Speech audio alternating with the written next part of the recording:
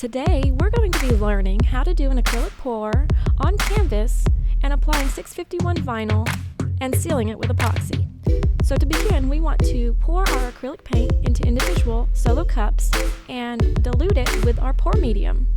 Stir those until you have a thin, honey-like consistency. Once you have your blues mixed, combine them all in one cup and pour them onto your canvas. And then you pick up your canvas and rotate it back and forth to get these wave-like designs. Add your beiges in one cup and do the same. Once you have those on your canvas, then you want to drizzle a little white where the beige meets the blue. Keep in mind that everybody's project is going to be unique. Your cells that are formed in your acrylic may be different than what you see here. They're all going to be beautiful and unique to your specific project. So once that is complete, we want to let this dry 24 hours before we proceed to applying our vinyl. Okay, so I have now finished my layers of paint with the acrylic pour, and I've let it dry for plenty of time. You don't want to rush into putting the vinyl on your canvas too soon, because you don't want that paint to stick to your vinyl or to peel off when you go to peel off your transfer tape. So I am using just some Acrylic 651 today, and this is our gloss black. I went ahead and sent my design to the cutter, and it's just a little inspirational quote that I thought would be perfect for this ocean theme that I have. We're just going to trim away any excess vinyl that we don't want to waste, because this little bit of scraps is perfect for another project in the future. So I have trimmed it down, and I'm grabbing my handy pin tool. This is my favorite go-to tool that I like to use when weeding. But if you have your Caesar hook or the one that came with your Cricut or your Silhouette, those will work just fine. Just once you start using the pin, you sort of tend to use it for everything because it is so handy to use. So I'm going to weed out my cavities first. That technique I like to use because then I feel like my hands and things aren't getting in the way of doing that later, especially with HTV. It's not as important with this permanent adhesive vinyl because it's not got the sticky carrier sheet underneath it like heat transfer vinyl does. The Orcal is just on a paper backing, so you won't run into the problem of it sticking all over your arms and stuff. But this is just a good habit to get into, is to weed your cavities first and then go back and start at the opposite corner of which hand you are dominant with using. So I'm right hand dominant, which means I'm going to start at my left corner and just sort of poke my little pin under the corner and peel that back. And that way, whenever I go to peel, I'm sort of out of the way of an easy peel here. So the Acrylic 651 should be able to weed pretty easily. If you notice that you're having some difficulty, it could be a sign that you may have cut too deep or not deep enough. So that is a common problem you might run into. It should be pretty easy to peel back all the excess like this. Okay. And you can just toss away the scraps. Looks like I missed one of my cavities. I overlooked that.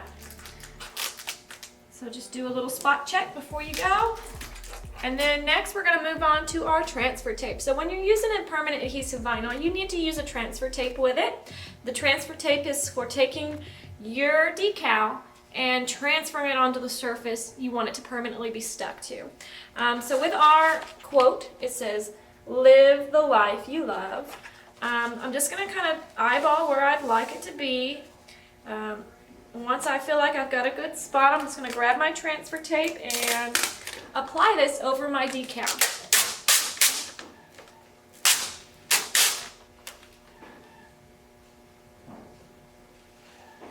You just want enough to cover the letters that are on there, and this transfer tape is reusable. So once we've used it for this project, if it's still clean, we can save it and use it again. This is the AT65 that we sell on our mycraftsource.com website. And then we just take our squeegee and run it over our design to make sure we've got a good bond. And I always like to start from the middle and work my way out. That's a good practice to be in too, because if you start squeegeeing from the side and then kind of go all over the place, you have a tendency of creating more air bubbles in your vinyl. And we want to try to avoid those as best as possible. All right, so now that we've got our transfer tape applied, we just flip it over and peel your paper away from your transfer tape.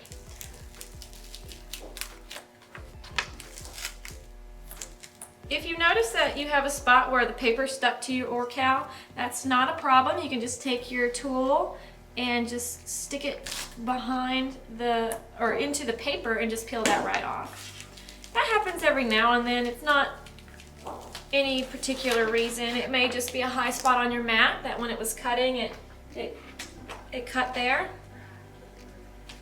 Okay, and then now that we have that on our transfer tape, we just figure out on our drawing where we want it to be.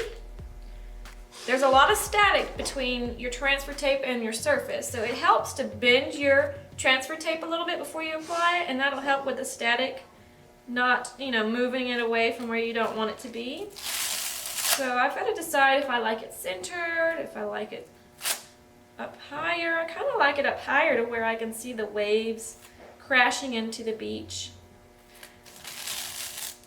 All right.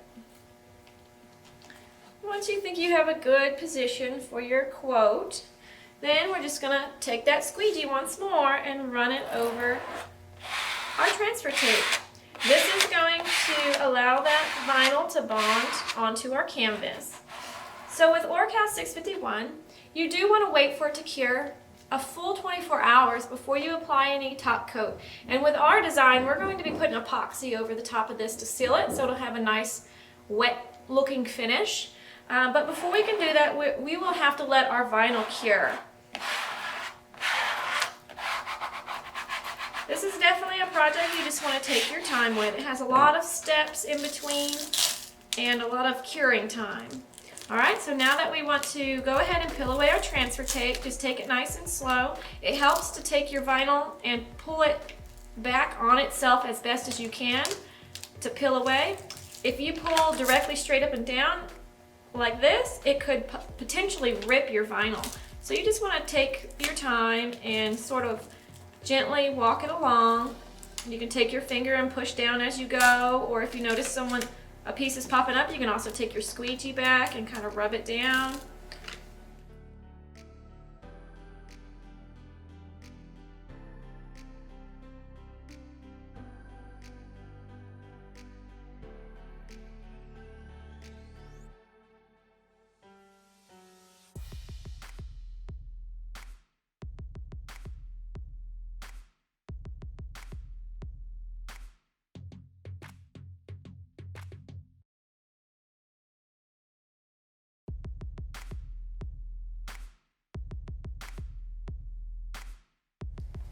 Okay, so I have successfully transferred that vinyl from my transfer tape onto my canvas.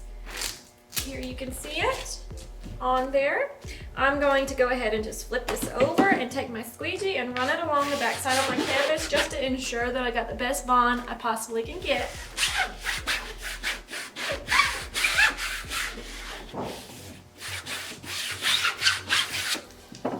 And there we go. So now we're just going to let this cure, and then we'll come back tomorrow and apply our coats of epoxy on this. Once your vinyl has cured for 24 hours, you can either hang your picture as is or apply a top coat. Today we're going to be discussing the epoxy top coat as our finishing coat.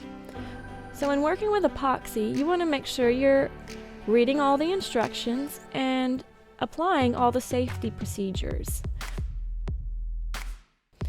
So make sure you're working in a well-ventilated area and wear a respirator and gloves while mixing and working with the epoxy.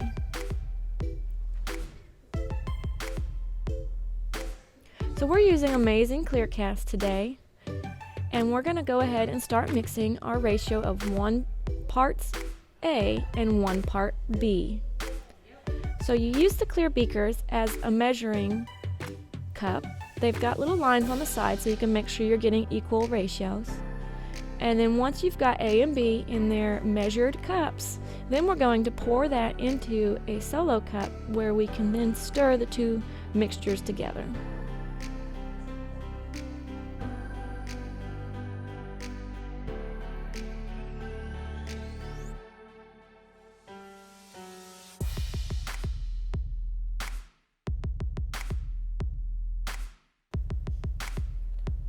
At first, the mixture will be cloudy when you begin to stir. The more you stir it, the clearer it will become. That's also an indicator that you're getting close to being done with mixing. So you want to make sure you mix well and mix it for 2 to 3 minutes to make sure it turns clear. So here you can see it's the cloudy consistency, and as we mix it, it becomes more and more clear. You'll see a few air bubbles in there, but that's not going to be an issue because we're going to be hitting those with a heat gun later after we pour it onto our canvas. So once you've got it mixed, just drizzle it over your surface. I like to sort of do a pour in like a zigzag pattern like this just to kind of make sure my epoxy is distributed as best as it can, but there's not really a rhyme or reason to this. You can just pour it in the middle if you want and then spread it out. You just want to make sure you use something to spread your epoxy all over your canvas, and if it hangs over the side, just use your finger to sort of run around the side to get any drips. Epoxy will self-level over time, so if you don't get everything perfectly smoothed out, that won't be an issue. We're then going to hit our epoxy with the heat gun to pop any of the air bubbles that we might see. Be careful not to get too close because scorching the epoxy will turn it yellow. You'll notice that the epoxy will move under the heat because the heat does thin it out a little bit.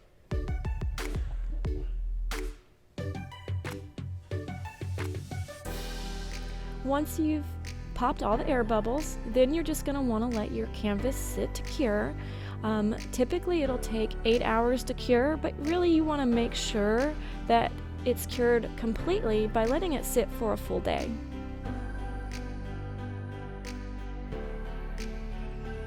Now your canvas is ready to go. Look at that shine we were able to achieve by using our epoxy. Thank you guys for watching today. I hope to see your pictures posted in the comments. Goodbye for now.